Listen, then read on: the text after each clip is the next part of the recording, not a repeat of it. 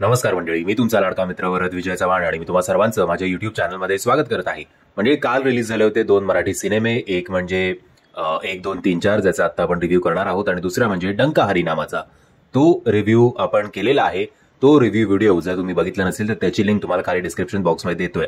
आणि काल एक असा दिवस होता ज्या दिवशी वेगवेगळ्या भाषांमध्ये युनिक टॉपिक असलेले सिनेमे रिलीज झाले. एक म्हणजे विकी कौशल याचा बॅड न्यूज, त्याचा सुद्धा रिव्ह्यू आपण केलेला आहे. त्याची सुद्धा लिंक तुम्हाला खाली डिस्क्रिप्शन बॉक्समध्ये देतोय. आणि दुसरा म्हणजे आपला मराठमोळा 1, 2, 3, 4 याचं जी कॉन्सेप्ट आहे, याची जी वनलाईन आहे ती खरंच कमालीची आहे. म्हणजे अशा जॉनरचा सिनेमा, अशा वनलाईनवर आधारित असलेला सिनेमा एक फॅमिली एंटरटेनर बनवणं त्याला खरंच एक मोठा टास्क आहे. आणि तो टास्क या सिनेमाच्या मेकर्सनी बऱ्यापैकी त्यांना झेपला येते असं शेवटी सिनेमा बघितल्यानंतर म्हणावं लागतं.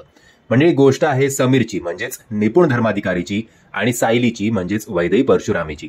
कॉलेजपासून एकमेकांच्या लोक प्रेमात असतात. मग यांचं लग्न होतं. पुण्यातल्या एका घरात ते भाड्याने राहतात. सायली प्रेग्नेंट होते. मग पुढे जे काही घडतं हे आपण ट्रेलरमध्ये बघितलंच आहे. बट या प्रेग्नन्सीमध्ये यांना एक अनयुज्युअल किंवा जरा पॅरेंट्स म्हणून एक डिफिकल्ट डिसिजन घ्यावा लागतो. आता तो डिसिजन काय आहे, ते डिसिजन काय आहे हे जर तुम्हाला जाणून घ्यायचं असेल तर तुम्हाला हा सिनेमा सिनेमागृहात जाऊन बघायला लागेल. म्हणजे ही गोष्ट लिहिली आहे निपुणनी आणि वरुण नार्वेकर यांनी. गोष्ट अनयुज्युअल आणि सगळी असली तरी सिनेमाचा जो काही फर्स्ट हाफ आहे ना, तिकडे तुम्ही बऱ्यापैकी एंटरटेन होता. तिकडे कॉमेडीचा डोस जो आहे तो इंटरव्हलपर्यंत चांगला आपल्याला तो डोस जो आहे तो मजा आणतो, याच्यात काही शंका नाही आहे. बट पोस्ट इंटरव्हल सिनेमाचा ट्रॅक जो आहे तो पूर्णपणे भरकटतो आणि जरा बऱ्यापैकी गडबड या सिनेमाच्या सेकंड हाफमध्ये होते. या दोघांनी म्हणजेच वरुण आणि निपुण यांनी जे डायलॉग्स दिलेले आहेत ते सुद्धा चांगले आहेत. ते सुद्धा तुम्हाला एंटरटेन करतात. कामाचं बघायला झालं तर निपुण धर्माधिकारी यांनी चांगलं काम केलेलं आहे. वैदेही सुद्धा सायली म्हणून चांगलं परफॉर्म करते. एक गोष्ट या सिनेमाच्या बाबतीत नक्कीच घडू शकते. या दोघांची केमिस्ट्री कितीही चांगली असली तरी या दोघांना ॲज अ पेअर म्हणून बघणं जरा खटकतं, हे दुर्दैवाने बोलावं लागेल. आणि आता मला समजत नाही की एखाद्याला लुक्सवरनं, कारण कमेंट सुद्धा या ट्रेलरवर खूप आले होते. बट नुसतं एखाद्याला लुक्सवरनं जज करावं की त्याचा अभिनय बघावा की मराठी इंडस्ट्री प्रॉपर हिरोज पुढे का आणत नाही याच्यावर चर्चा करावी, समजत नाही असं काही गोष्टी. सो आता त्याच्या फंदात नको पडूया. आपण एवढंच म्हणूया की निपुण आणि वैदेही यांची केमिस्ट्री जी आहे ती खूप चांगली वर्क करते.